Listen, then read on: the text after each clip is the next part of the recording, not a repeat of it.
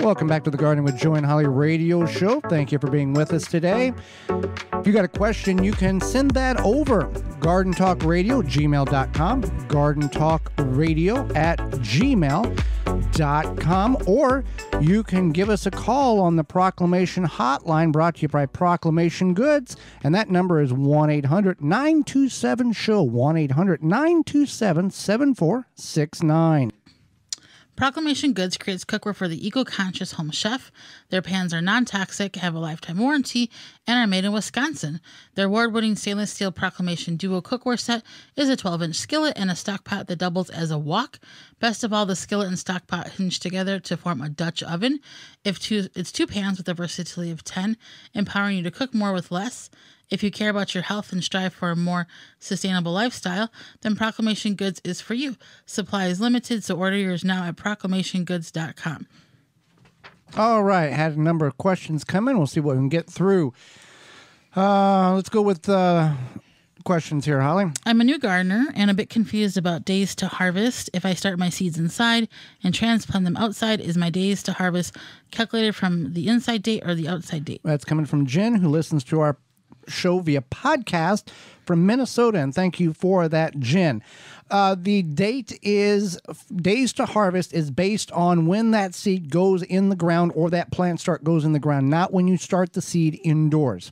So if it says 40 to 60 days to harvest, that's for bush beans, that's when that seed is planted physically in the outdoor ground. So there you go on that. So then we also have... We got a two-part question here. Two people wrote in, and it's going to be the same answer, so we're going to tie them together. The blossom end rot. Yep. I've had horrible blossom rot last year on my potted tomato. I didn't think I got one tomato, but I had another tomato plant that did just fine. No blossom end rot there. I only use organic fertilizer. It says something about using Epsom salt on your website. What's the deal? The Epsom salt, we didn't know everything, and we still learn. Epsom salt used to be taught in the gardening circles, and it in some places still is, that if you add Epsom salt to the soil, it will fix blossom end rot. However, if you remember anything about science, blossom end rot is a calcium deficiency.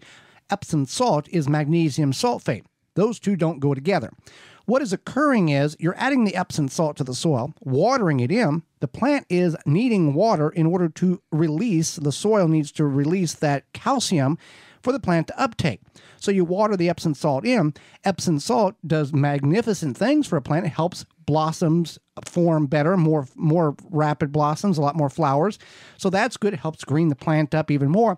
But the watering aspect is what is preventing the blossom end rot, the black portion at the bottom of the fruit.